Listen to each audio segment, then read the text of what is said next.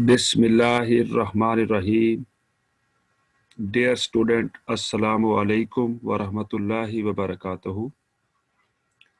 Chapter number 27। आज बेटा जो हम टॉपिक पढ़ना चाह रहे हैं उसका टाइटल है ग्रीन हाउस इफेक्ट।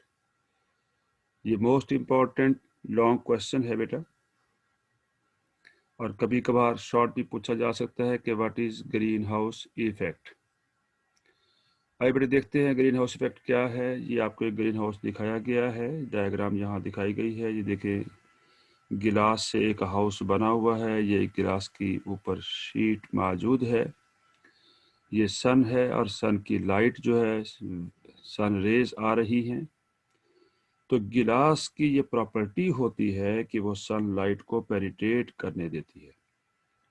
ये जो विजिबल लाइट है वो इजीली पेनिट्रेट हो जाएगी और गिलास को यानी गिलास शीट को वो क्रॉस कर कर नीचे पहुंच जाएगी, और वहां जाकर मुख्तलिफ ऑब्जेक्ट से जब ये हिट करेगी तो हिट करने के बाद ये जो सनलाइट है जिसे विजिबल लाइट कह रहे हैं, ये कन्वर्ट हो जाती है, चेंज हो जाती है, ट्रांसफॉर्म हो जाती है into infrared rays, infrared radiation जिन्हें कहते हैं।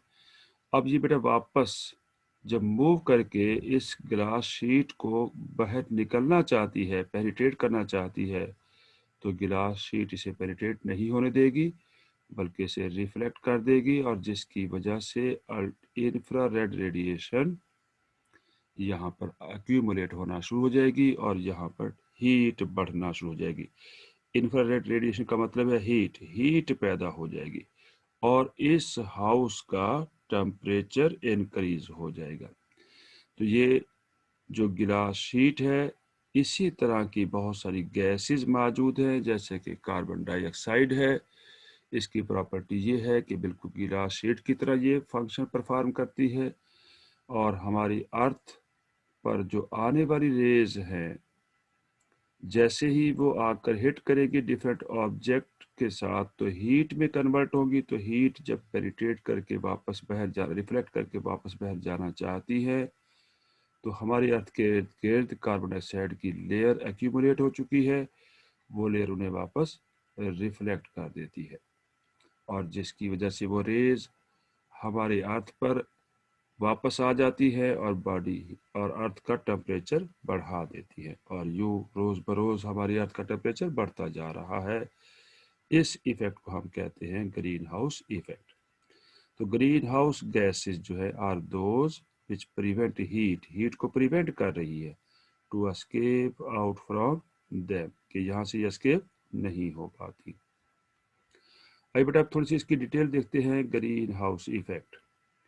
In order to understand the phenomena of greenhouse effect, let us see what a greenhouse is. कि greenhouse क्या है?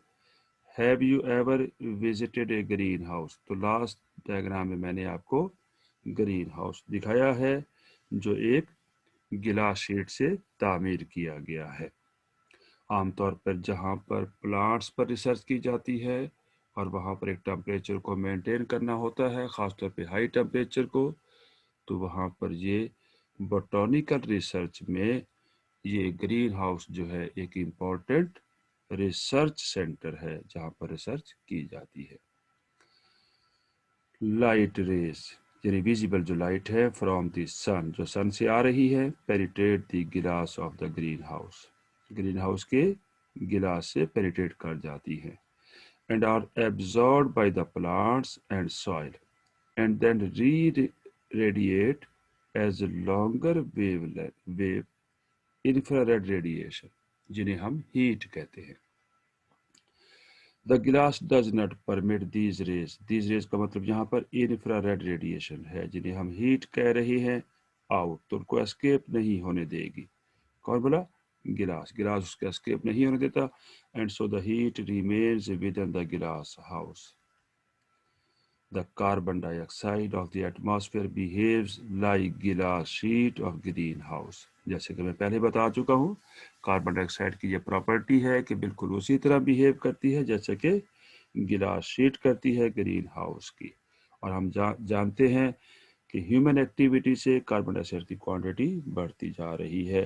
वजह यह है कि फॉसल बर्निंग हो रही है, बहुत ज़्यादा एक्सट्रीम लेवल पे फॉसल बर्निंग होती है और उस बर्निंग में कार्बन डाइऑक्साइड पैदा हो रही है।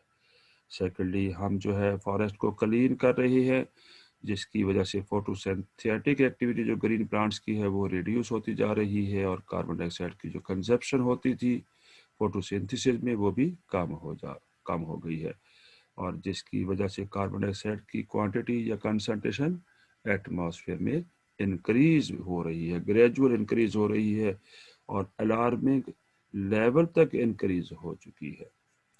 अपने जो कार्बन डाइऑक्साइड है it absorb the sun energy को एब्जॉर्ब करती है but does not allow it to escape outside, as a result of which the temperature of the atmosphere increases, temperature increase हो जाएगा। This increase in temperature is known as greenhouse effect. Our over urbanization यानी शहरी आबादी speed से बढ़ना, इसे कहते हैं ओवर अर्बनाइजेशन। फिर उसके बाद बेटा डिफॉरेस्टेशन, जंगलात का काट देना, क्लियर कर देना। इसी तरह बेटा industrialization are the causes of green house effect which is gradually increasing temperature on earth now being termed global warming कहेंगे, क्योंकि हमारे अर्थ एक ग्लोब है और ग्लोब पर टेम्परेचर बढ़ता जा रहा है, इसलिए इसे ग्लोबल वार्मिंग कहेंगे। उसका नुकसान ये है कि हमारी जो स्नो है जो पहाड़ों पर पड़ी हुई है बर्फ, वो पिघलना शुरू हो जाएगी और उसकी वजह से वहाँ पर ग्लेशियर जो पिघल जाएंगे, मेल्ट हो जाएंगे और वो फ्लड की फॉर्म में वाटर की तरह बहना शुरू हो जाएंगे। तो दिस में lead to rapid melting of ice cap जो है मेल्ट हो रही है और ग्लेशियर मेल्ट हो रही हैं, ब्रिंगिंग फ्लड्स, और फ्लड्स आ जाएंगे, बल्कि स्टॉर्मी फ्लड आएंगे, तूफानी फ्लड जिसे कहते हैं, and changing the path of major air and ocean current drastically affect the global weather condition। ग्रीन हाउस इफेक्ट के बारे में बात कर रही है बेटा। यहाँ पर एक टेबल दिखाया गया है, यहाँ पर एयर पोल्यूटेंट, इस कॉलम में एयर पोल्यूटेंट दिखाए गए हैं, इस सेकंड कॉलम में यहाँ पर उनके सोर्स बताए गए हैं कि उन पोल्यूटेंट के सोर्स क्या हैं और फिर इनके हार्मफुल इफेक्ट क्या है बेटा। क्लोरोफ्लोरोकार्बन CFCS एब्रीविएट किया गया इसे बेटा। एरोसोल स्प्रे फोम से सोर्स है इसका बेटा। एयर कंडीशनिंग सिस्टम भी सोर्स हैं एंड रेफ्रिजरेंट्स। अब बेटा इसका हार्मफुल इफेक्ट ये है कि thinning of ozone layer, global warming due to green house effect. इसी तरह बेटा एक और गैस है जिसका नाम है सल्फर डाइऑक्साइड, ये भी एयर पोल्यूटेंट है। पावर स्टेशन जो है जहाँ पर बिजली वगैरह बनती है, इलेक्ट्रिसिटी जनरेट होती है, उन्हें पावर स्टेशन कहा जाता है। वहाँ पर ये जब बर्निंग होगी, फॉसल फ्यूल की बर्निंग की वजह से, खासतौर पे कोल जो है, कोल की बर्निंग से सल्फर डाइऑक्साइड प्रोड्यूस होती है एंड फॉसल फ्यूल की बर्निंग से पैदा होगी। अब इसका बेटा नुकसान ये है कि ये सल्फर डाइऑक्साइड जब एटमॉस्फेयर में आ जाएगी तो एटमॉस्फेयर में वाटर वेपर मौजूद होते हैं, वो रिएक्ट करेंगे विद सल्फ्यूरिक एसिड के साथ और विद सल्फर डाइऑक्साइड के साथ रिएक्ट करेंगे और सल्फ्यूरिक एसिड बन जाएगा और वो सल्फ्यूरिक एसिड के ड्रॉप्स ज़मीन पर गिरेंगे जिसे हम एसिड रेन कहते हैं। ब्रीदिंग डिसऑर्डर होगा, इससे लंग कैंसर के चांसेस बढ़ जाएंगे। इस तरह बेटा लिपिड का कंपोनेंट्स हैं, यानी combustion of leaded petrol and oil. आप जानते हैं कि डिसऑनेस्ट मर्चेंट जो होते हैं पेट्रोल में एक केमिकल मिक्स करते हैं जिसे टेट्रा इथाइल लेड कहते हैं, ताकि नॉकिंग मतलब है जो नॉकिंग होती है इंजन की उसको इनहिबिट किया जा सके। तो बेटा वो जो वहाँ पर टेट्रा इथाइल लेड जो मिक्स किया हुआ होता है उससे लेड ऑक्साइड, जब पेट्रोल की बर्निंग होगी तो लेड ऑक्साइड प्रोड्यूस होगा और वो एक एयर पॉल्यूटेंट के तौर पे काम करता है। इससे बेटा लेड पॉइजनिंग होगी, ब्रेन डैमेज हो सकता है, फॉरेस्ट डिक्लाइन हो जाते हैं। Oxides of nitrogen burning of fossil fuel से प्रोड्यूस होते हैं बेटा जी। इसका नुकसान ये है कि इसका हार्मफुल इफेक्ट ये है कि ये ग्लोबल वार्मिंग करेगा, ग्रीन हाउस इफेक्ट इसका सोर्स होगा बेटा। अब बेटा इसके बाद एसिड रेन होगी वहाँ पर और हेडेक होगा और कफ वगैरह भी इंसान में हो सकती है। Carbon monoxide incomplete burning of carbonate and carbon compound, खासतौर पे सिगरेट स्मोक में इसकी लार्जर क्वांटिटी मौजूद होती है। अब बेटा कार्बन ऑक्साइड जो है, कार्बन मोनोऑक्साइड जो है बेटा, ये एयर पॉल्यूटेंट के तौर पे एक्ट कर रहा है और इसका हार्मफुल इफेक्ट है हेडेक्स होना, ब्रेन डैमेज और इंसान की डेथ भी हो सकती है। थैंक यू वेरी मच बेटा फॉर वाचिंग माय लेक्चर।